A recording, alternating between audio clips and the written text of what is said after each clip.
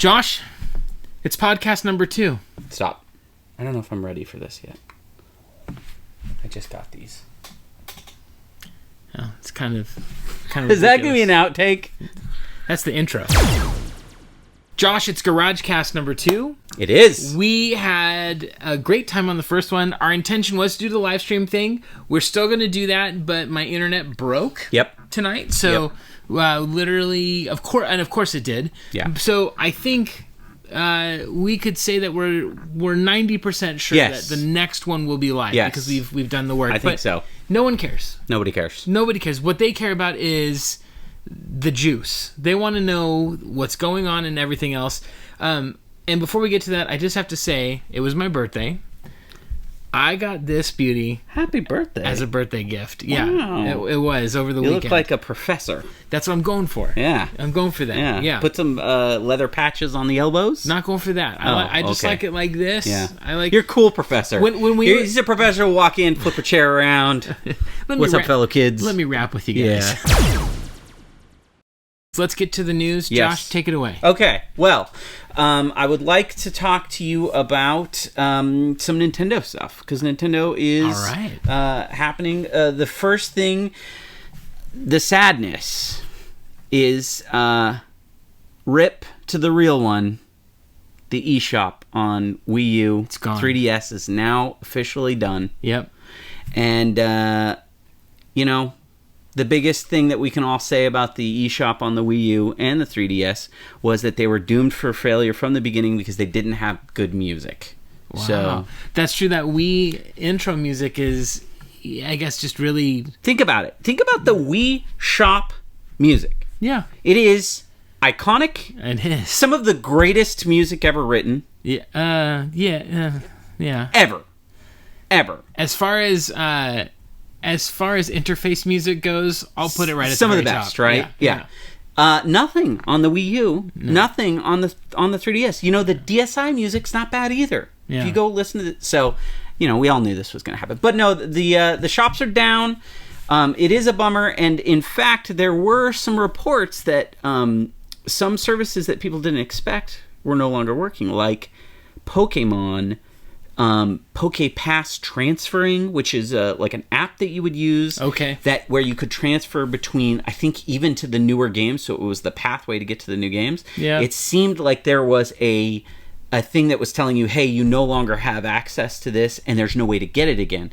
That has been confirmed to be a bug, and they did seem to fix it. Oh, that's good. So we're back on hey, there's just no store and you can't buy things, which is what they told us we were going to have. Yeah, so. And on YouTube, especially in the retro world, there has been video after video after video of buy these games before the eShop closes.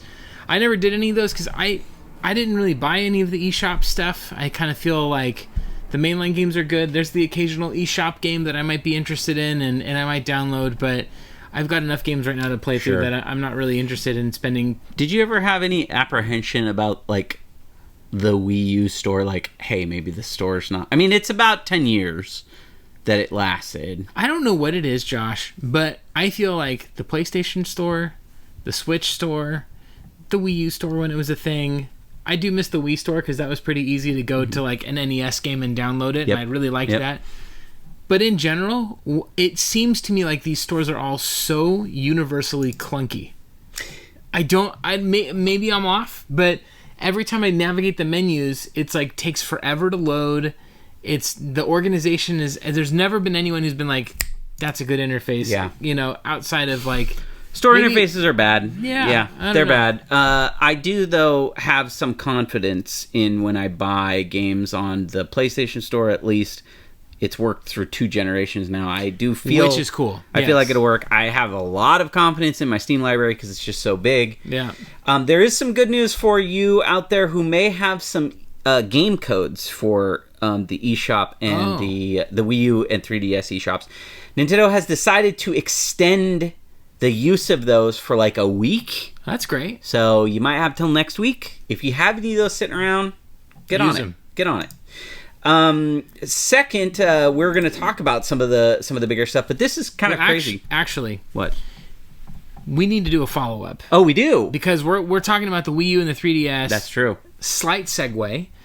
The Wii U, we reported on last time we were together, has this system issue that critically impairs it, and the thought initially between us was, oh man, this is worse than the Red Ring of Death. There may not be a way to actually fix this. And my response, do you remember what it was, you Josh? Did. You were like, somebody will figure this out. Someone's going to figure Guess what? Did somebody figure this out? Someone figured it out. Somebody figured this out. So apparently there's 3 different kinds of that error? That memory. Okay. No, sorry, not that error, but that problem. There's 3 different kinds of storage devices from 3 different manufacturers. Oh. One is Samsung. Okay. I forget the other 2. Like a SanDisk or something like that. One of the other 2 is the one that corrupts. But it's also just the reality that old electronics corrupt anyways. Yep. But on the comment section on the YouTube Shorts on my channel, people are posting three things pretty much kind of in harmony with one another. One is, there's no way this is totally fake, you're clickbaiting. Yep.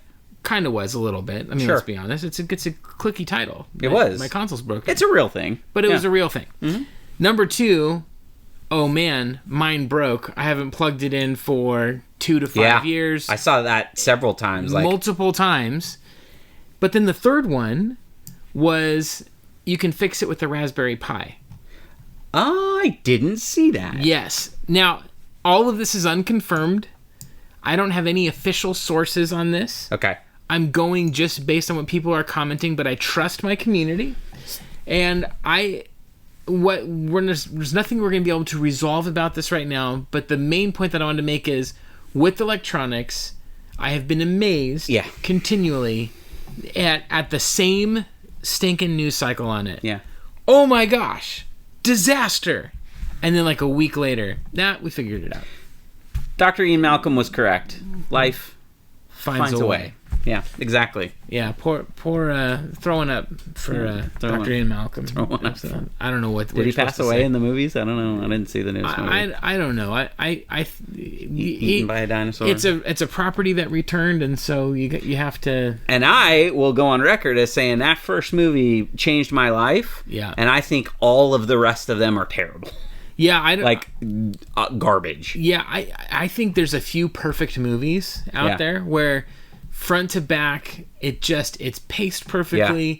I think Indiana Jones and the Raiders of the Lost Ark is a perfect movie. Boy, Jurassic Park is the Raiders of the Lost Ark of dinosaur movies. That's to quote Nicolas Cage, it's the Matrix of dinosaur movies. That's high praise. I think Jurassic Park is literally a perfect movie. It is I agree. From the moment it starts, the way that it sets I think up that the movie world is still good now. The way that the technology is introduced, you understand it, the tension of the kid, like the perfect kind of tension where you have small children who are trying to outrun super fast dinosaurs in a kitchen, all of the set, like every time you go up to a scene in that movie or a set piece, the iconic T-Rex that's in the rearview mirror, it's so perfectly executed. Not much more needs to be said on this because everyone has seen this movie, but nonetheless, Dino Crisis is a great game. There you go. Capcom needs to remake it. They should. Okay, let's go. What do we got next?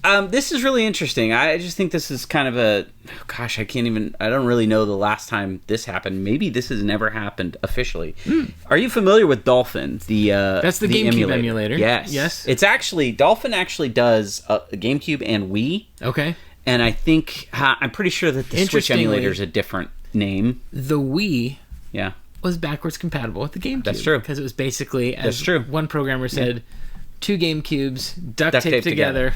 Well, so they took the 2 duct taped together GameCubes, made an emulator of it, and now the emulators kind of murky water, right? Yeah. So normally you would think that you would go on some website. We don't officially endorse any illegal activity at Mort's Garage. No, we don't. Not at all. I've definitely not used any emulators to play ActRaiser. Keep going. Okay, so here's the weird thing about it, because you're saying that, and yet Dolphin, the emulator, is going to be sold on Steam. Interesting. Yeah.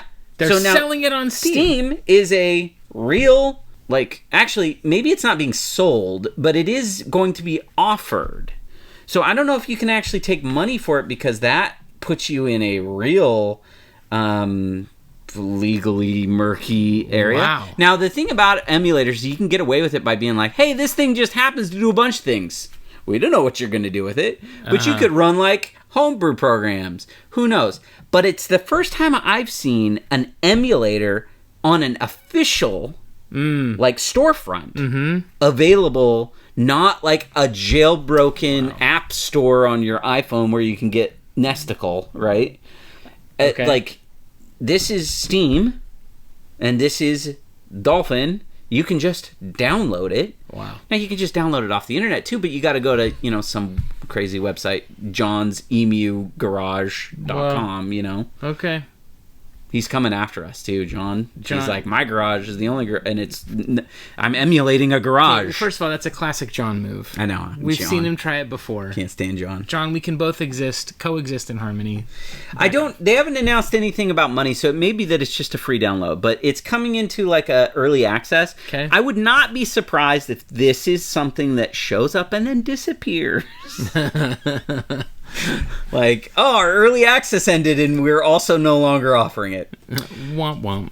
In other things that aren't being offered, Ubisoft is not going to offer you anything at E3 this year. Who is left at E3? Is EA? Focus Home Interactive. The lawn mowing simulator. Microids, who made the 13 remake and the House of the Dead. Maybe them. Yeah, maybe just them. I don't know. They may not even show up. What is the point of E3 at this point? Boy, you're asking the questions that I feel like the ESA is begging you to not ask. Which breaks my heart to say. No, to me, I mourned already because it's been gone for so long. Also, I went to the last ones and I really walked through going like, ooh, they shouldn't do this anymore. But then they didn't, and you're like, okay, well, it was a great run, whatever. This is man, it's sure our best friend died. I wish they'd stop parading his corpse around because that's making it hard to heal. Yeah. Because that's what this feels like. Because at this point, E3 this year, I can't think of now, I can tell you what I'm really excited about. Everybody doing their stuff around the same time. Ubisoft now is going to be like, yeah, we're just going to do our own event. Yeah. Microsoft already announced they're going to do an event. Yeah, so the announcements, the hype, all of that stuff is just moving formats. Yes. So you have still that's not going on, but there really is something, Josh, about going to a place where it's just hype and swag and all of the craziness 100%. That is E3. 100%. That adds to it. I think that, it was... For people who didn't grow up in the 90s, as I was a teenager in the 90s as were you, E3 was that thing that was like you were constantly refreshing your browser. Oh, it was some sort of magic. Like the idea of even going to it just felt like so far off. And then, I didn't get to go until later on in life. But even going then, I was like, I can't believe it. I can't believe I'm here. I'm at E3. I'm walking around here. Yeah. And it's really sad now that there kind of really isn't anything that could even really do that again, because I went to PAX for a good 7 or 8 years in a row, and even that now I've looked at it before and I'm going, it's not even the same as what it was. So it's a bummer, but you're still going to get tons of the reveals. You're still going to get your ton of news. You'll get a Nintendo Direct. Like, we'll get a lot of stuff. Yeah, it's interesting. It is. Okay, but at this point, I can't tell you who is going to be there. Yeah. I only know who is not going to be there. If Ubisoft is listening, I would love it if you guys would, just for me and the few of us out there that want a Rainbow Six Vegas style campaign instead of a multiplayer only Rainbow Six game, if you wouldn't mind making that for us. You saying Ding Chavez needs to come back? Bring Ding. That's bring what we Ding. Want. Bring the Ding. Yes, bring Ding back. More Ding, please. Bring... Yeah, Chavez, yes. Hashtag bring Ding. Yeah. Okay. What do you know about, because you're a N64 guy, and you've got, I know, a copy of this game on that wall because you have a full collection. I do. What do you know about Conker's Bad Fur Day? Conker's Bad Fur Day is an evolution of a cute game into a crude game. Okay. It is a 3D platformer. It is sort of infamous for how much it tried to push the boundaries on a very kid-friendly console. The production was at the highest tier on the N64 with voice acting and all of that kind of stuff. But the original incarnation of it was a very cute, kid-friendly game. Right. And then I think it was Banjo-Kazooie that came out, because Rare at the time had different teams working on different games. Banjo-Kazooie, I believe, comes out, and the Conker team, I think, as they were seeing Banjo-Kazooie come along, were kind of like, we're making the same thing. And it's also, theirs is better. Yeah. So I think that's ultimately what happened. By the way, hot take. Yeah. I don't think that Conker's Bad Fur Day is a funny or well-written game. Oh, no. I think it's so, even back then, I think it's so painfully sophomoric. Yeah. I feel like that's even high. That gives, it's like, it was a game made so that like 7-year-olds couldn't play it, and they're the only ones that would like think it's funny. Yeah.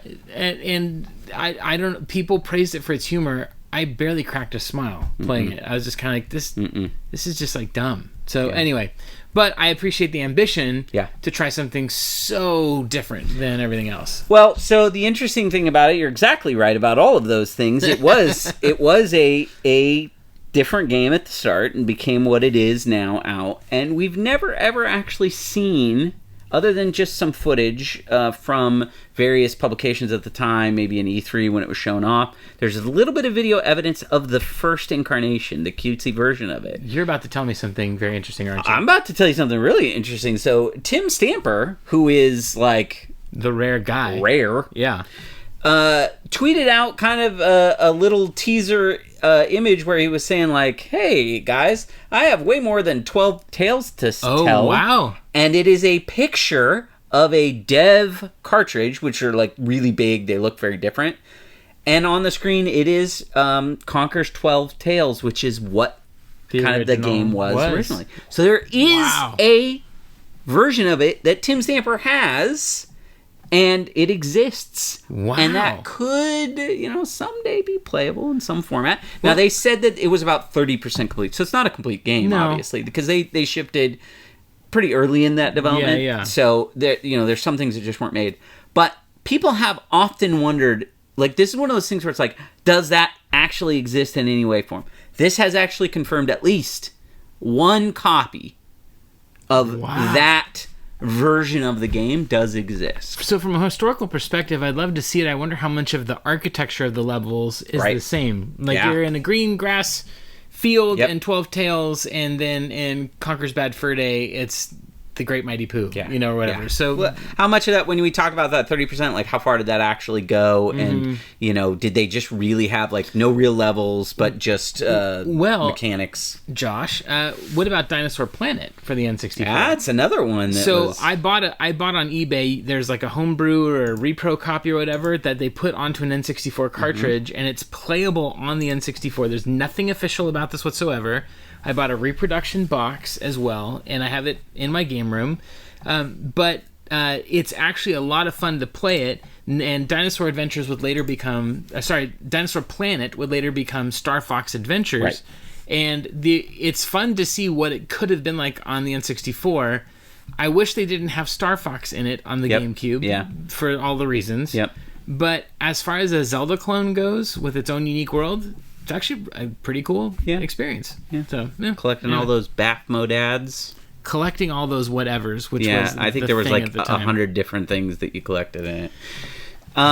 Well, that's kind of the end of the news, but there's a bigger thing that I do want to talk about. There's a big news thing that did happen. Okay. And I think it's a larger discussion, which is Nintendo did a little special presentation on actual gameplay of The Legend of Zelda, Tears of the Kingdom.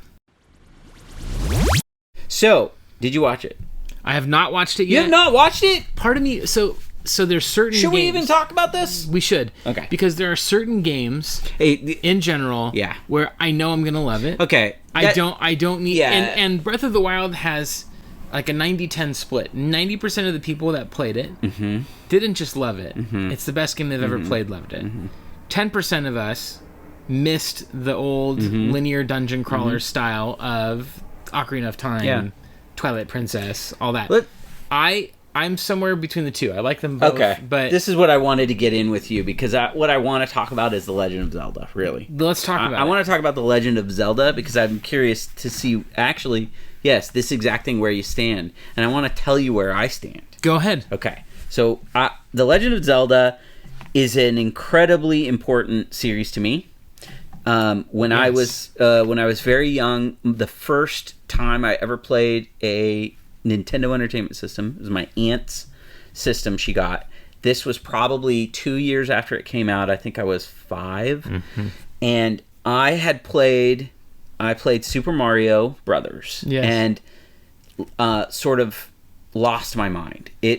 And it's hard for people to understand how big of a shift Super Mario Brothers was at the time, because I had just played a lot of Atari 2600, and it wasn't not mine, so it was just something I would do when I got dropped off from kindergarten at my uncle's house. I would play those games, and I thought it was neat. I thought Donkey Kong in the arcade was neat. When I saw Super Mario Brothers for the first time, I was like, my mind was expanded. It's like the galaxy explosion in your brain. I could not believe that the screen kept going. And I know this, for a lot of people, are going to be like, yeah, all of this stuff is just built in, but I'd never seen anything like it before. I remember distinctly being 6 years old, or 7 years old, right around first grade. And there was a neighbor up the street, and she was like, do you want to come play? I was like, no, I want to play Mario Brothers. Yeah. And I was inside. I'd play constantly, and it was the first time my parents were like, hey, stop. You need to go outside. Yeah. I think that's why so many of us are into retro, is because those early childhood memories are paired with... Yeah, they're formative. Wow, this was cool. And they remind us of that time. Therefore, retro always has that. So, interestingly, at that same time that I played Mario, my aunt had The Legend of Zelda, which I think it just came out.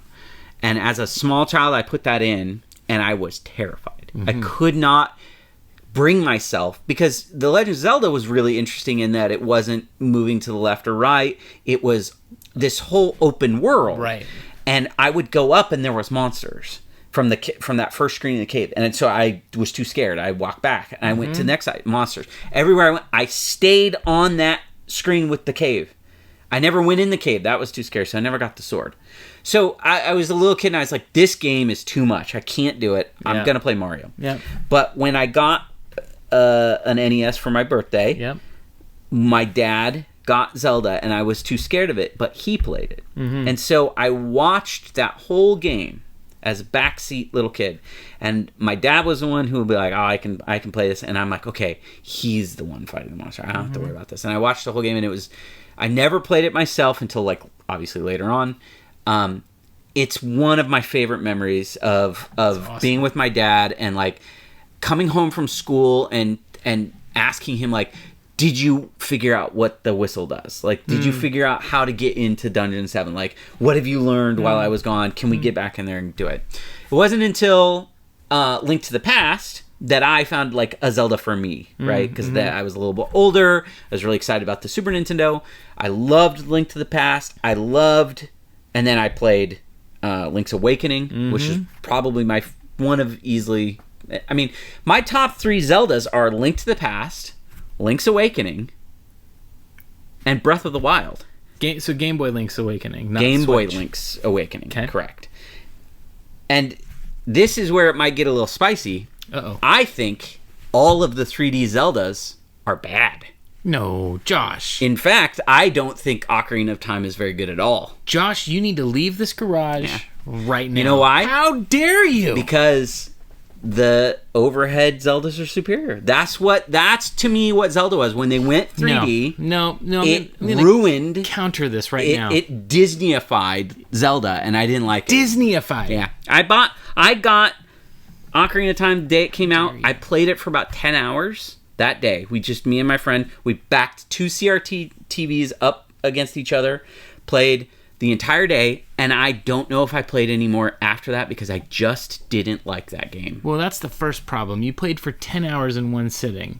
I mean, that's how you do it, man. I don't know. I think too much of a good thing can be too much of a good thing. But when you're playing the world's greatest game for the first time, there is an element of that I know, Link to the Past, man. I played a bunch of it, and it was hilarious. So I love Ocarina of Time. It's the first game where I really understood or felt like I could overcome something in a bigger world of a game. So a lot of games, you know, side-scrolling beat-em-ups like Final Fight, is that right? Yep. Or Double Dragon, or sports games like Blades of Steel. You know, I could understand those games. Adventure games, platform games, I could kind of understand it. Ocarina of Time is basically a platforming game with swords. I mean, no, that's a little bit. Not it's correct. I take that back. You don't get to jump. Don't roast me on the internet for that.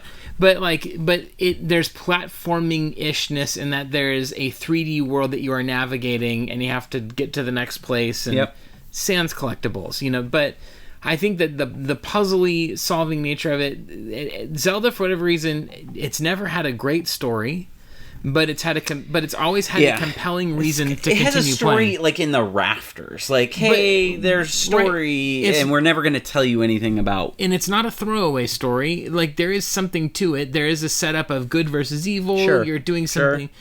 But I think that switch to 3D, that was the first time I was like, oh, okay, I get, I love this. So I love Ocarina of Time for that reason. But I think one of the reasons why you probably will never love. I mean, first of all, you said you don't like 3D Zelda, and Breath of the Wild is one of your favorites. I'm confused by that. That's the one that finally got me to be like, oh, this is where they finally did it. They gave me what I wanted in the original Zeldas in 3D. Okay. And they also did it so different that because I really love, you know, they're not in my top favorites, but Minish Cap, great. Oracle of Seasons, Oracle of Ages, great. Link Between Worlds, great. And then even the Link's Awakening remake, great. Like, all of those I think are fantastic. It is the way they are presented that I think is Zelda to me. Yeah. And I hated Twilight Princess. I never played Majora's Mask because I didn't like it. I didn't play... I'll bet you the cartoony one is great. On the Switch? Wind Waker? Oh. No desire to play it. Okay. Skyward Sword, I think, is a war crime. So... All right. Should be tried if you like that game. No, I just... the 3D Zeldas are... To me, they are like... The original Zelda is... the distillation of the I am outside. I played outside a lot as a kid, and when you would go somewhere that you were like, okay, I'm unfamiliar with this area, this is kind of scary. Like, what's over here? We lived out in the wilderness, so I had a lot of wilderness stuff. We found a pond. We found all this stuff. They captured that in those original games. The 3D games, to me, were that experience as a dark ride at Disneyland, where it's like, yeah, you're on a track. Don't worry about it. Nothing is real here. And so I just never felt like anything was dangerous. The lock-on kind of trivialized like all contact. That lock-on was kind of like revolutionary. Like it certainly was impressive but it exists because they made that game 3D. I don't need lock-on on Link's Awakening because it's not 3D. Like, right. Well, yeah, and yet I think that lock-on stuff was a genius mechanic to make a game work in 3D. Oh, yeah. The N64 wouldn't have worked without it. The N64 is an adolescent console in every metaphorical sense and literal sense. It is the awkward teenager coming of age where you know there's signs of things to come in 3D gaming, but they're not quite there. Right. There's a lot of awkwardness. There's a lot of stuff that hasn't fully, grown into adulthood yet. It's just, there's all of that is in it. And for me, it happened to be the console that made me love video games was the N64. I loved them before, but I would only get, just the big, Street Fighter or whatever else, right? N64 was where I was like, oh, I'm going to buy all of this stuff. So, I don't know. There is just something about all of these console in that era this is the point I'm trying to get to. You will never be able to have a better Zelda experience than the NES Zelda because it is paired emotionally with your relationship with your father. Right. it does not matter if you make. But I didn't play that game, so it wasn't quite the same. Doesn't matter. Yeah, like it doesn't matter. The point of it is that you were with your father, and that was a formational memory. Yeah, and it was a bonding experience for you to watch your dad play the game. Yeah. And I think in not nearly in the same emotionally with the same emotional gravitas, but playing the Ocarina of Time in my college dorm room and remembering, or no, that would have been high school maybe. Yeah, it was 98, right? Oh, yeah, so that's right, high school, college for me. I think it was 98. Anyway, it was 98. It was, yeah. But there was just something about it for me that emotionally takes me to a place that's a different stage of life than now. So I think all of that has a lot of relevance to it. My top 3 Zelda games. Okay. Ocarina's one. Okay. I think most people, that is. Yeah. I do know that I'm on the outside when I say Ocarina is not good. Well, or I just don't like it. I don't want to play it. Okay. I do think, though, that if I did not play Ocarina of Time back when it originally came out, it would not be number one. I can say that. It's a little bit like Mario 64 when you play Mario 64 and you go like 3D platforming. I mean, Jumping Jack Flash tried, and then Mario 64 comes out and it's like, oh, this can be done. This can be done. And it can be great. And then you kind of go back and play it and you're like, yeah, we had to deal with a lot of things I will say, get there. If Banjo-Kazooie would have been a perfect game if they didn't force you to collect all of the musical notes in that game, and then when you get kicked out of the level you have to start all the way over on the musical notes again. That was a foolish choice, and it's remedied on the Xbox 360 version the rare replay. It was originally, they just re-released it and they were like, hey, if you got him, you got him. That was the right choice. But anyway, back to Zelda. So Link Between Worlds is probably number 2 for me. It was such a satisfying, wonderfully made experience. And then I'm gonna say Twilight Princess is probably number 3. Really? But it's really close, because Twilight Princess to me is Ocarina's gameplay perfected.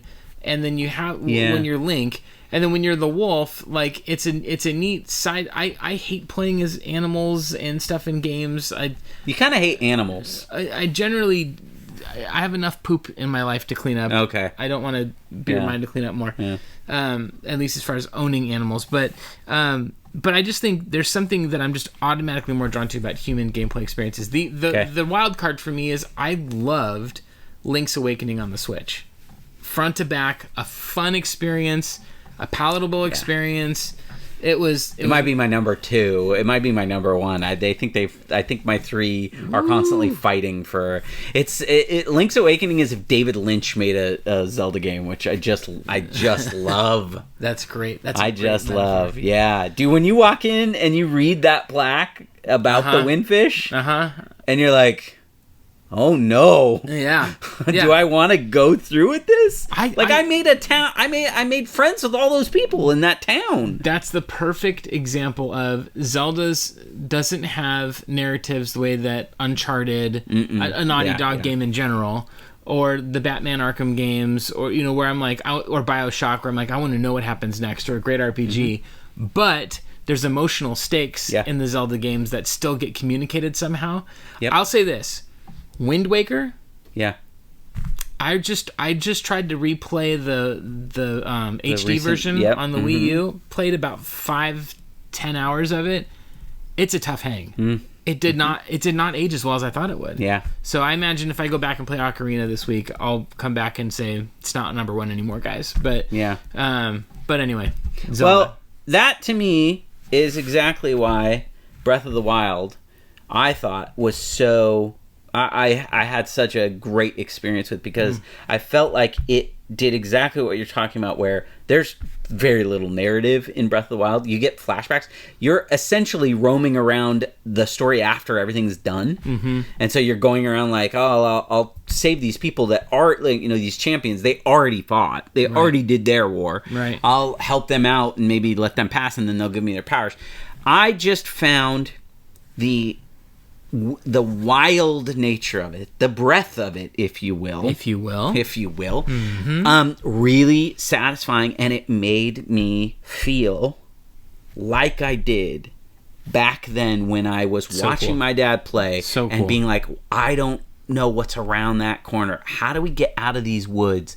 I remember those feelings, and I was like, this game really is giving me elements of that. And that's when we talk about nostalgia and we talk about like kind of all this stuff, what we're all really trying to get back to is for something to make us feel the way we felt, and not necessarily be just an endless like recitation of, here are all the things you liked back then, you know? Right. Just here, let me just read it to you. Let me just here are the Ghostbusters again, and they're all on there, and we're just going to make the second movie or the first movie again. Right. And, you know, you'll like it because you like that first one. Right. And I want to feel the way I felt. I didn't like Ghostbusters. I didn't see it as a kid, but I know there are people that have that as a formative. I know I have hot takes. That's one of the reasons you're a great. I don't think co-host. Ghostbusters is very funny. It's so wow. It's so fun to have you on this because you're so universally wrong on so many of these things that it's just nice to have that. But what's funny is that it might rightness. be that I'm completely right. Oh wow! How dare you? So, anyways, Breath of the Wild. I was very excited about the second one. Like, how could you not, right? If you like Breath of the Wild, I know there are people that hate Breath of the Wild. I don't hate Breath of the Wild, but I'm overwhelmed by it.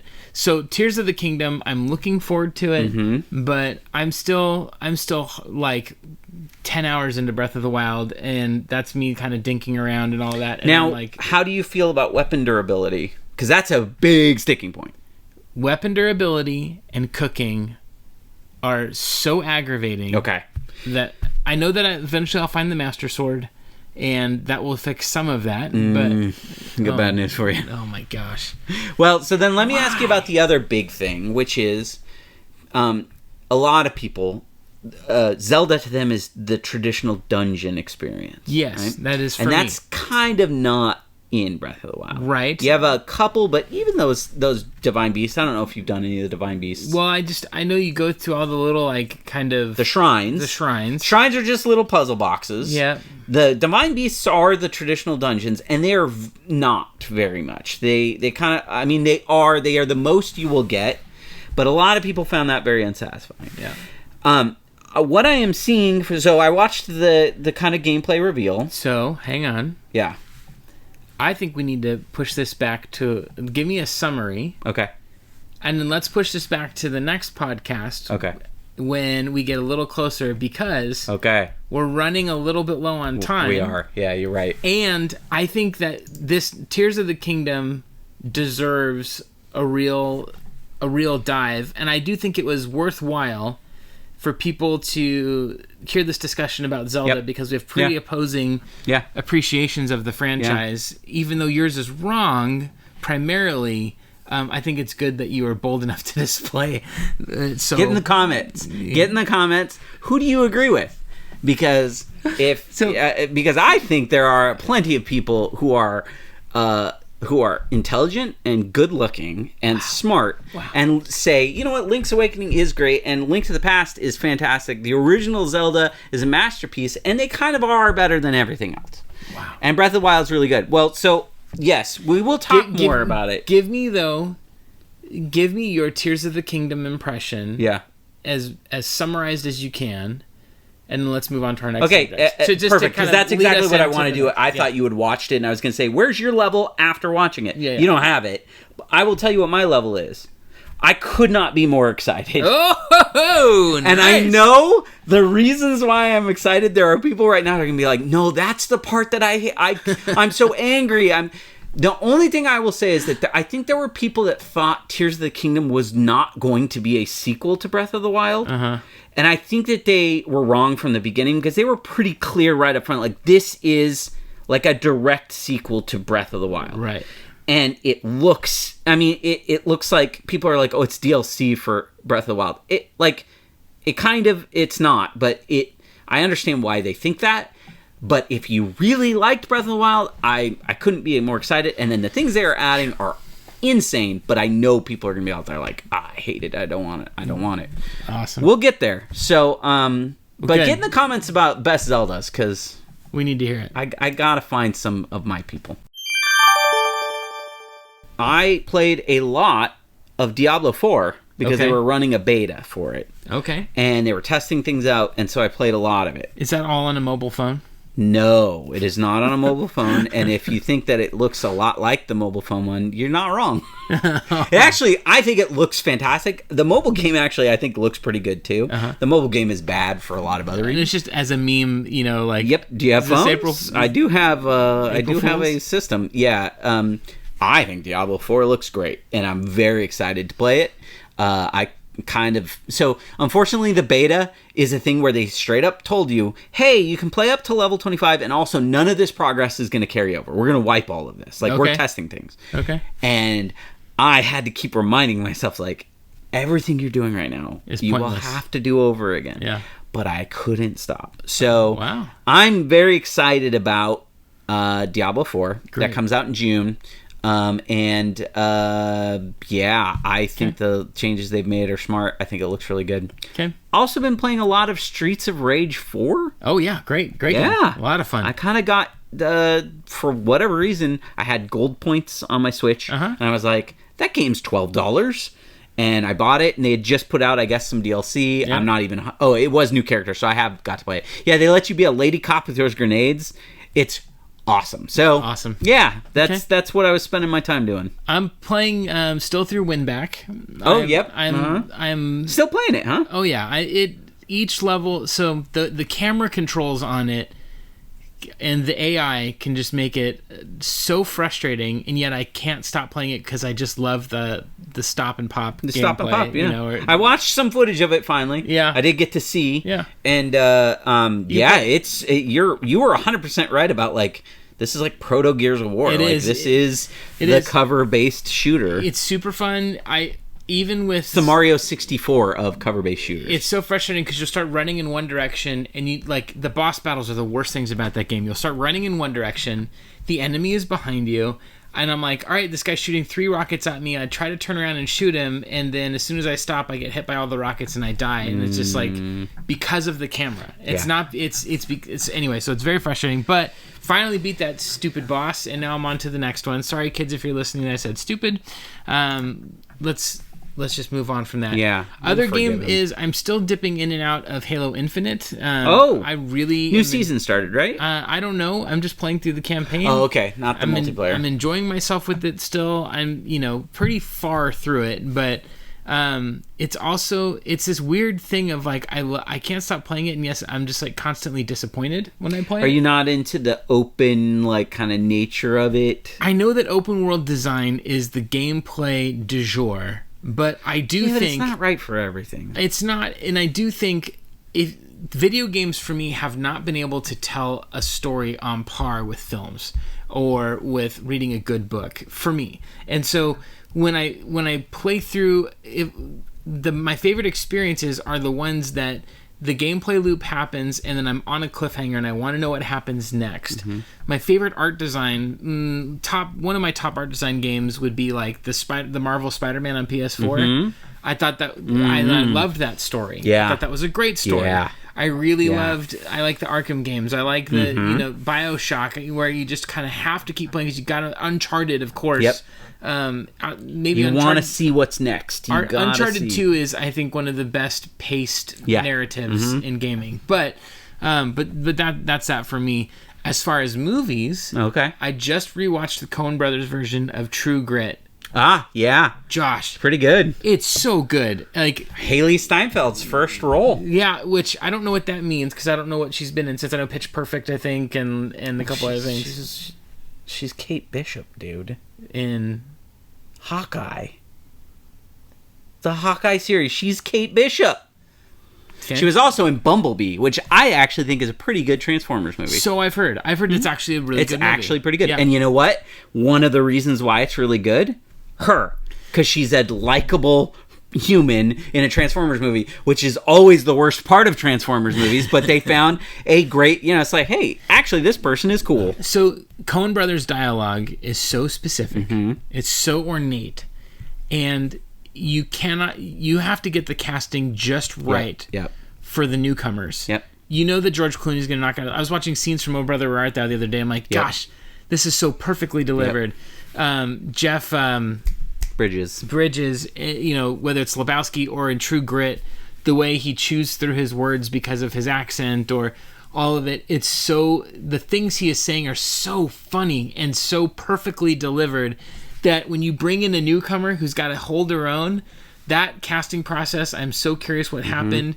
They could not have picked a better person, I think. She's great to be in that film. She's a great actress. And then and I'm excited because I can't say anything right now. Oh, but I've got two.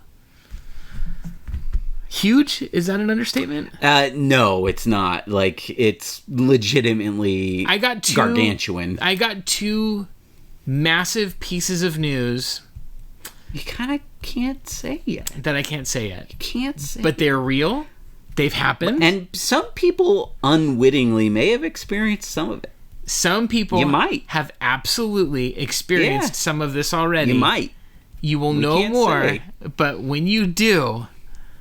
Oh, I can't wait to say it. I'm so excited. Anyway, so that's that. And then the piece of news number one that we're referring to right now is the gargantuan one.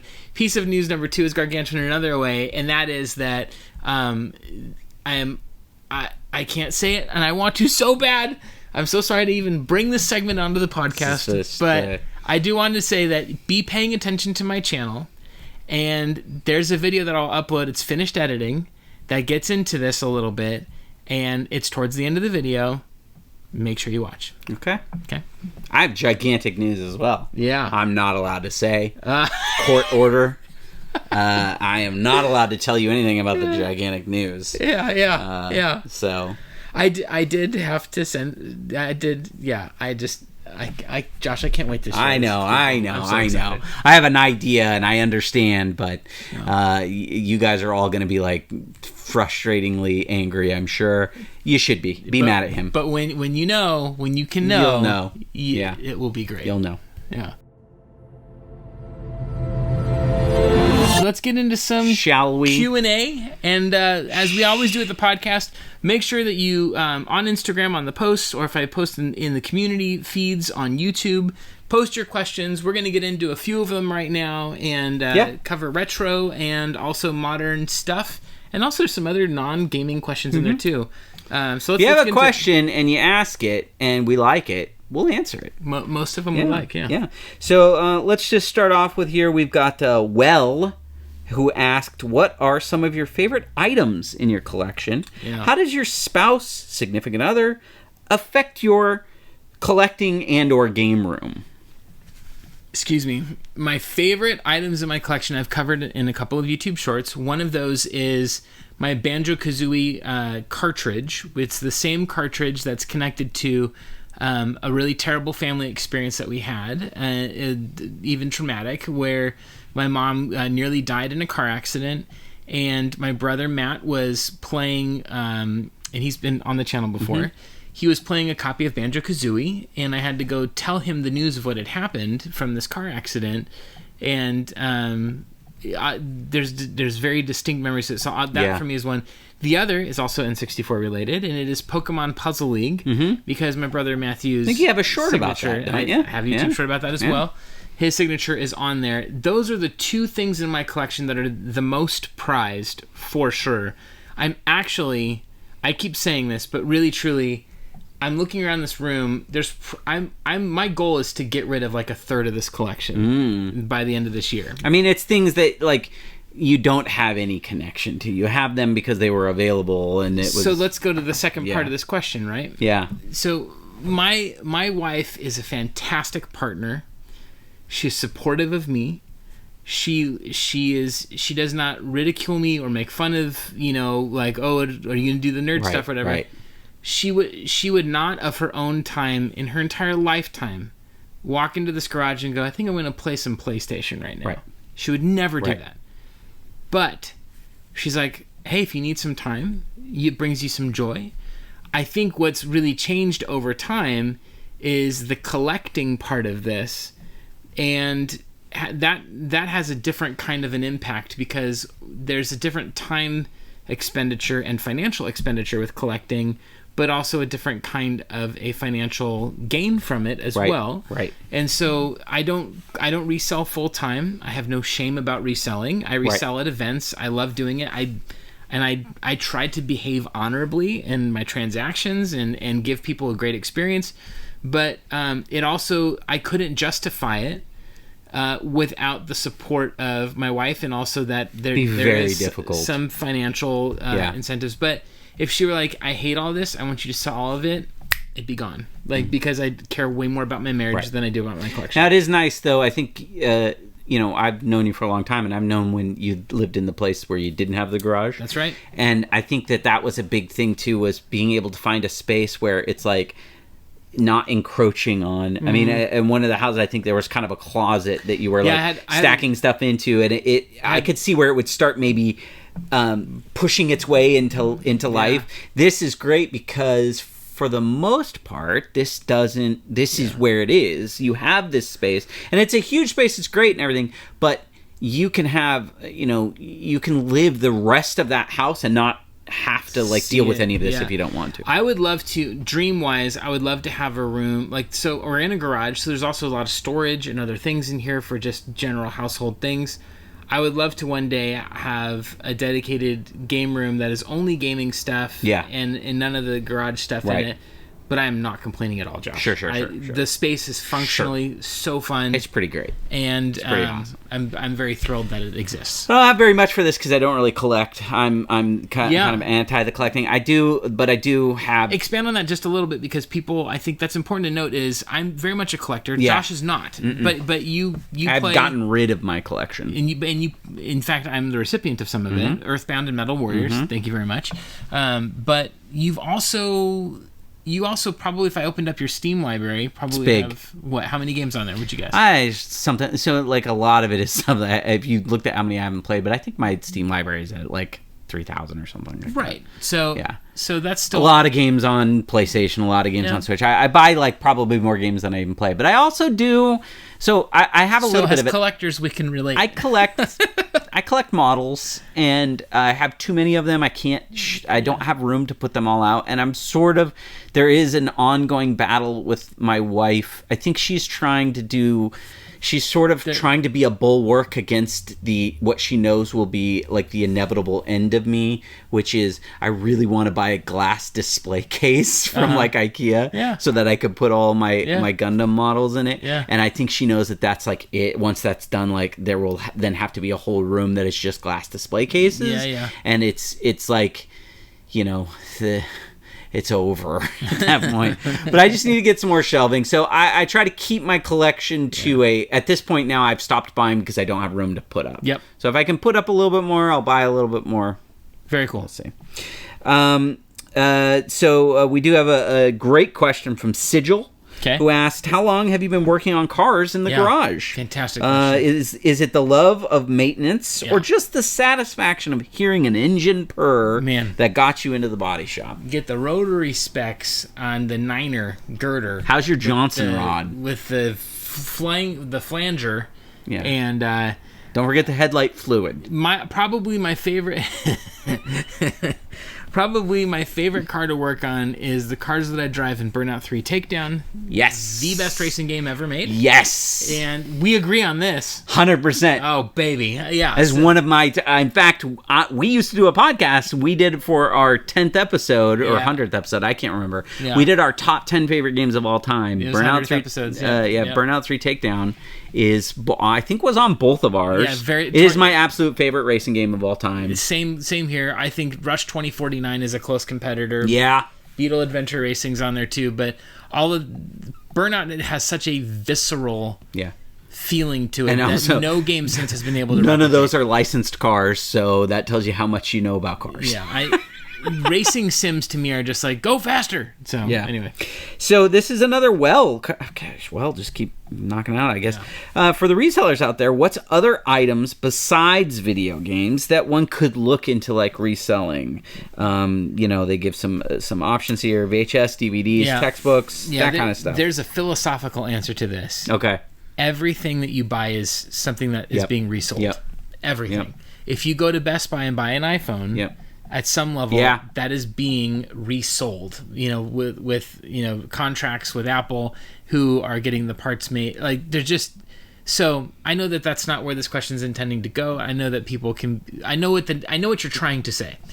As far as other things to resell, I think that really is dependent upon your hobbies, your interests.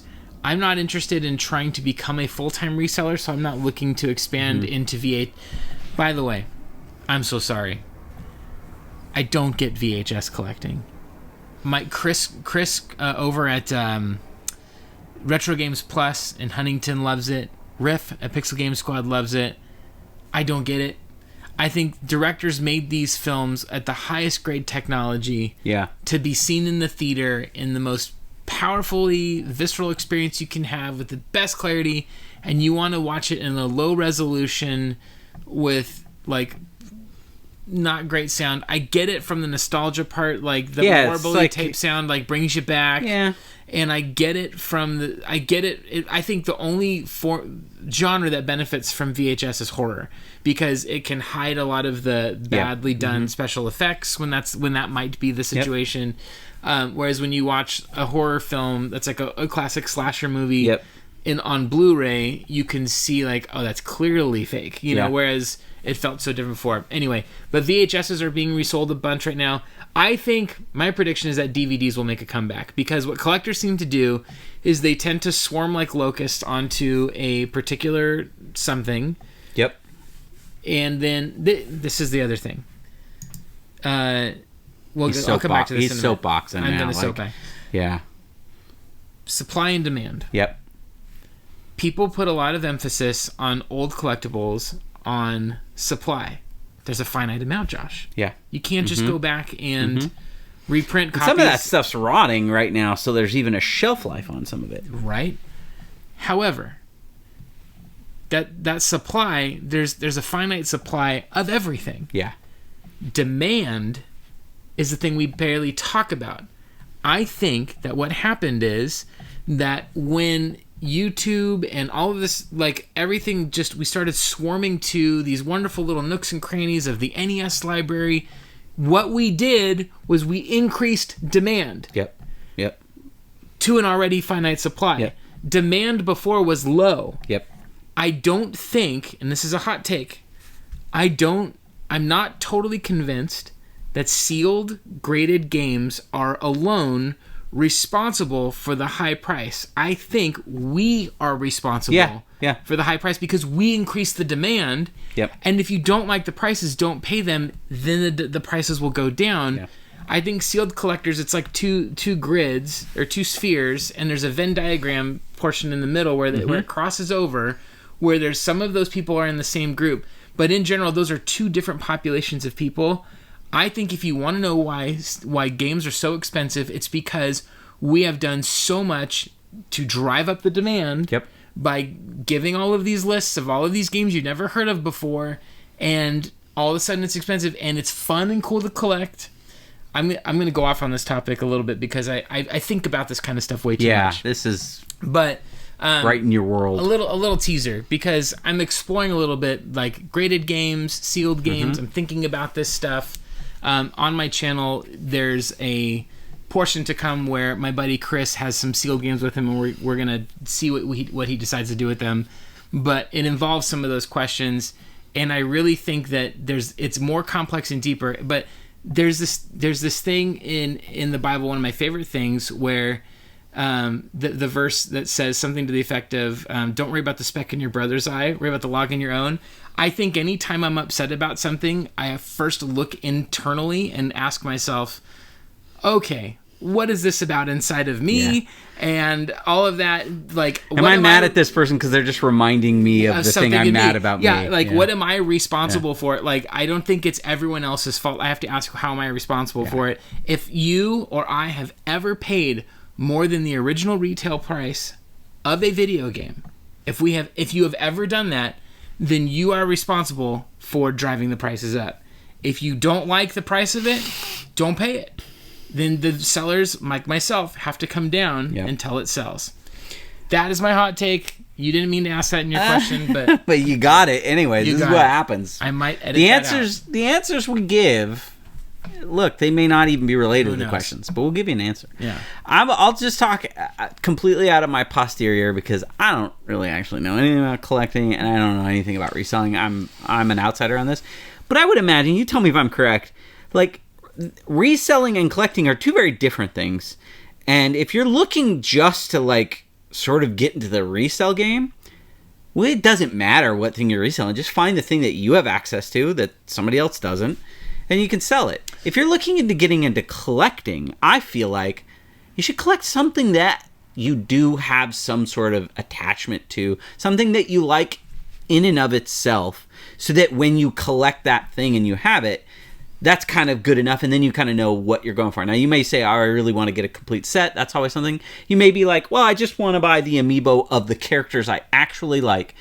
If that's the case, then collecting really is just about what is it about those things that you like, and then try to get the ones that do that for you. Yeah. And I know that those things cross because you can collect and then you can resell. But if you're just looking at reselling, don't make it harder on yourself, I guess. Just find, sell Lego sets to people in the Midwest that don't have Targets or Walmarts. Yeah, I don't know. I think there's a lot of crossover because a lot of collecting is done in such massive amounts that you can't really collect like that and avoid reselling. Correct. I mean, you'll always get more, right? Well, without there being a significant financial, right, component to that. Right.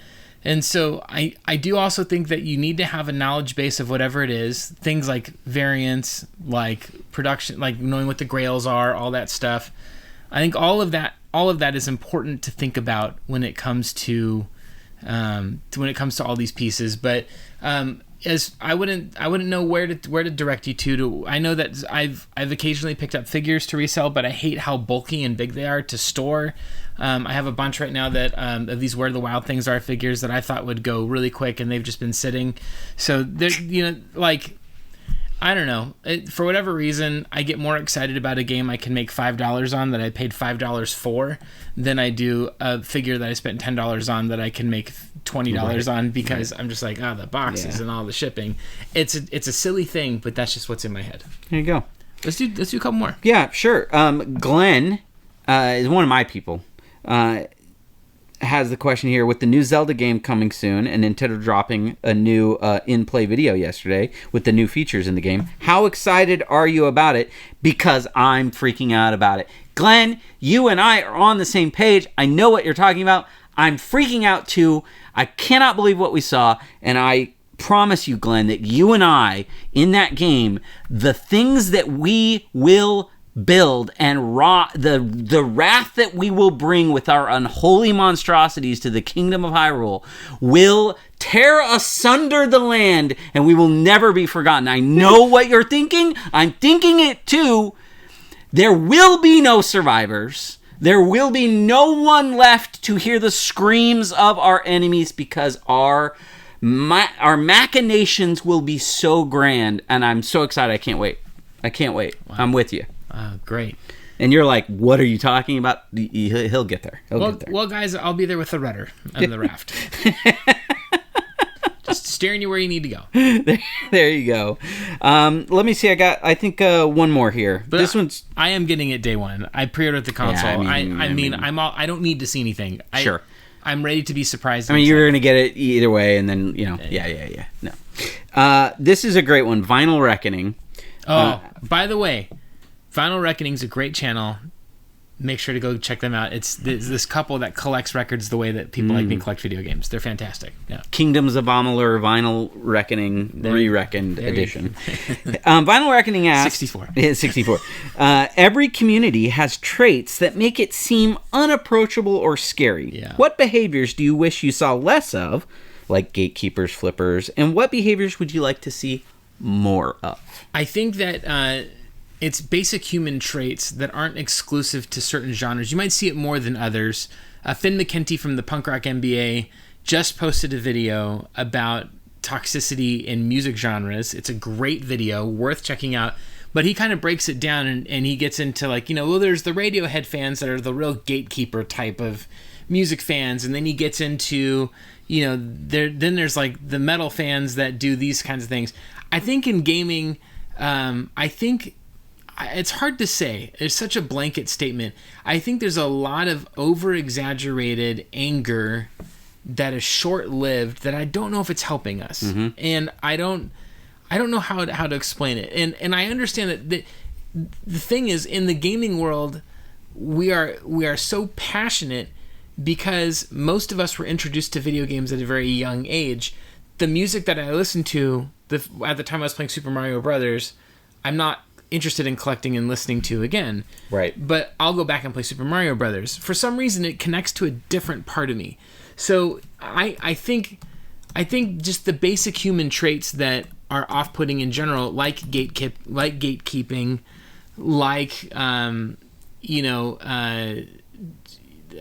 all of the things that were mentioned, I think in general in gaming are just really obvious and everything. I think at the end of the day, you should collect what you like to collect, enjoy what you want to enjoy, but live honorably. I think be mindful of the people around you. I think maybe one thing that actually would be an interesting one to note, I'm seeing the competition out at the swap meets get really competitive lately. One of my buddies was out at the swap meet and he came upon a lot of games and he was all excited and people were like literally trying to pull them out of his hands, and it almost led to a fist fight. Guys, come on. Like, we need to age up a little bit on that kind of stuff. And I think that kind of stuff is just, whoa, and people get really, myself included, I can get really linearly focused on, like, almost obsessively to, I gotta find this thing. Mm-hmm. And I think that can sometimes create behaviors where we don't treat each other very well. Yeah.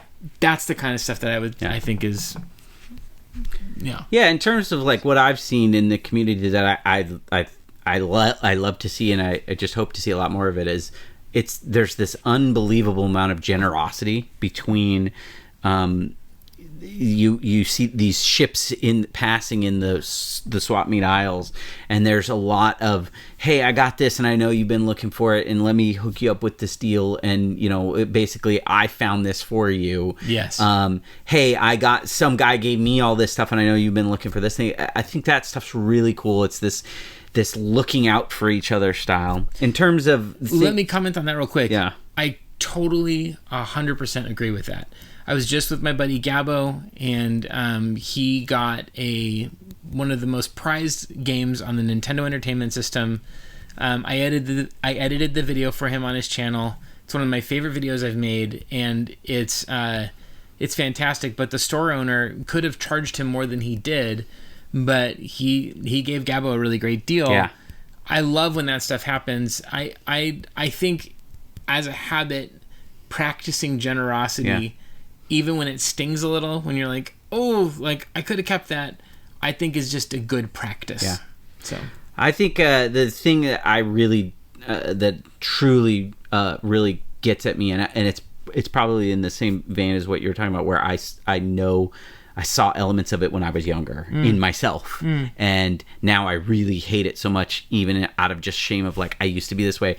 The gatekeeping of people wanting to get into something that you're into, and you sort of being like, I was there from the beginning, man. I like, you haven't put in the time. Yeah. And it's like, well, no, don't you want more like, if there's something you love, getting more people to love it will mean like it will look more popular and maybe they'll make more of it. But even beyond that, this idea of like, when people like come across something for the first time or learn something for the first time, and the reaction to people just to be like, I can't believe you didn't know that. Like, how did you not, where have you been? Like, you're just learning this now. There's a really great comic series called XKCD.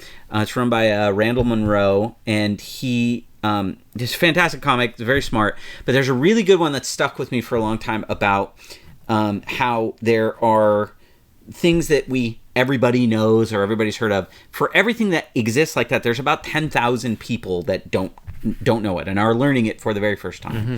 And he has this really cool point that if he sort of makes fun of a person who tells him something that he knows that they didn't know, he trains them to not tell him about things anymore like that.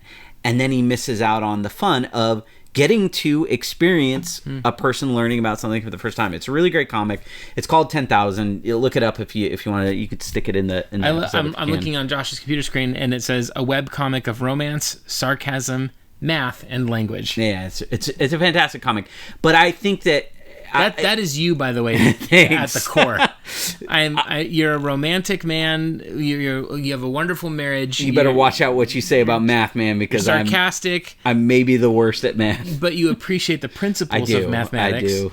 And I'm fascinated by innumeracy. Josh, so. you are a I'm a regular Shakespeare. You are. Yes. Yeah. Okay. So, when people are saying, man, I just played this game, I don't know if you ever heard of Skyrim, I'm like, dude, yes. And let me tell you, you can get wild in that game. Or, hey, Halo 5 or Halo Infinite might be their first Halo game. Now, if they talk to me, I'll be like, Halo's kind of a dumb series, and I don't know why you like it. But Halo Reach is one of my favorite first-person Counter-Strike shooters ever. No, which Halo is what Reach, I was playing. SWAT on Halo Reach is one of my favorite multiplayer. But ever. if you're a Halo fan, the best thing a person could say is like, "Hey, I just started playing this Halo. I think it's pretty cool." Yeah, it's like, and I've not only have I been the person on the side of sort of being the bad version of this and now trying to be the good version. I never played Diablo 1 or 2. Yeah. And it wasn't until 3 when everybody was loving it, and I was like, I've never played it, I'll try it out. I had some great people that were like, let me tell you about why this is great, why this is fun. Yeah. So we should endeavor to, when people tell us that they're just experiencing something that we've known about forever, let's take their excitement on and try to relive some of that again. Love that. Because I think we will be happier and we will make more fans of the things we already love, which is just going to make our things better. So, love that. That's my soapbox. Josh, we've gone on quite a bit. We have. This has been an episode. Yeah. For a show that we were only going to do once a year. Yeah, and at 60 minutes a pop, we've gone a little over. But I do think, are there any other questions we want to just look at before we finish? Because I feel like we could do a podcast of just Q&A. We probably could. I did not expect to go there on a couple of things today. There was actually quite a few about the collecting stuff, so we hammered a bunch in there. So if you did ask something along those lines, I think we may have gotten some of that stuff out. What was your best swap meet, flea market, thrift store, or garage sale score? That's from Mega Mob. Yeah, that's been on the channel. I was at a garage sale, a community garage sale about, 6 years ago. And this guy had literally three plastic tubs of JRPGs and all their strategy guides. Suikoden 2, like a bunch of PS1 grails, Xenogears, all of this, and he goes, I just want $100 for everything. Great, man. At that time, those games were very valuable. $100 was like, I feel like you gave me the price, deal. I didn't go, I'll give you $100. He was like, here, give me $100, and he had them all listed out and everything. Eternal Poison, this like really obscure PS2 Atlas JRPG, all this stuff. These are games that I would never go out of my way to buy before because they're not my first chosen genre of gameplay. So to get them all for $100 was like, people spend years looking for it. And by the way, not a scratch on any of them. They were immaculately preserved. Wow. Yeah. So. I kind of thought that maybe you would have mentioned getting like a pretty incredible rare Super Nintendo game for like $0, like where you didn't have to pay anything. I kind of thought that maybe if somebody would have done something like that, like a very rare LucasArts game that is hard to get, and there are just not that many copies of it because they didn't make a lot of it. So, I would have thought something along those lines. Maybe if they were things that were made out of an alloy and that they were fighters, like alloy fighters. If there was something like that, mechs, maybe you get in a mech. I don't know. I'm just saying. It's been a great one. All right, appreciate you all being here, and thanks for joining the Mort GarageCast. We'll see you next time live. And Josh is a really great guy, and I think I've been fired.